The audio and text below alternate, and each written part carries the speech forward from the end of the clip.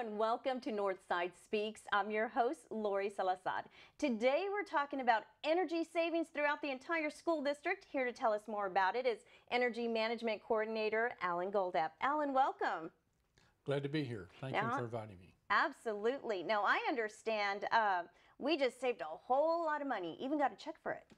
Yes, we did. CPS Energy does rebates for new installations where we replace chillers and lighting. They did a ceremonial check that covered everything that we did for 2014, which was over $1 million $1,400,000. Wow, and that is a mouthful to say. 1 million, how much again? 400,000 throughout 1 year. Through 1 year, and this is a direct payment. It doesn't count the savings that we get from the installation of the chillers and the lighting. That's over and above the rebates. Lighting, for instance, in a classroom, if you replace the lighting, you can cut the amount of wattage in half. An average classroom can use $15 an hour. If old lighting would have used $30 an hour. So that's how that saving works out. It just cuts the total load, cuts the energy bill, the bills are smaller. And there are all these little things that maybe we've thought about in the past but need to be reminded, and really if we all do our part, it can make a huge difference, such as turning off lights. Absolutely. Turning off lights is one of the most obvious.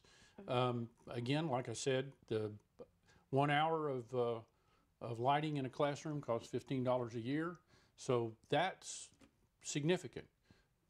Hitting that switch, and there's old wives' tales about you can't turn off fluorescent if you're going to be gone for a few minutes or something like that. The way our ballasts work today, you turn everything off all the time. Okay. Same goes with computer equipment. I turn my monitors off when I leave. If I'm going to a meeting, that adds up. We encourage everyone to do that. End of the day, printers, monitors, speakers, scanners, in the office, copiers, any kind of equipment. Printers, you said also? Printers also. Yeah. I guess I've been a little guilty of that before. You use a printer and you don't turn it off every day. You just think it should stay on. And with the power saver mode, that's sort of the common, but there's still an electrical draw with that if you have those. Okay. Other things you can do, a big one, the district has a policy about not having personal appliances. Oh yes. That's a big no-no, huh? Right.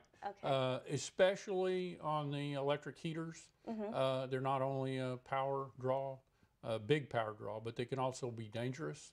The cords can get hot. Laying on carpet, they can cause fires. We've had microwaves catch fire in schools on occasions. Baylown had one a couple of years ago. Really?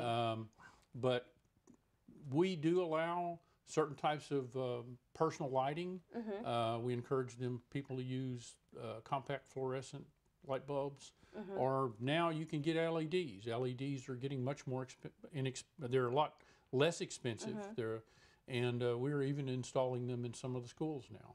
Okay, a couple of more things. We have about a minute or so to go. So you had mentioned to me before the show something about closing doors. That makes a difference. Leaks or water. Well, you have, the first thing I want to hit is thermostats. Everybody's got a slider or some way to adjust their thermostat. Okay.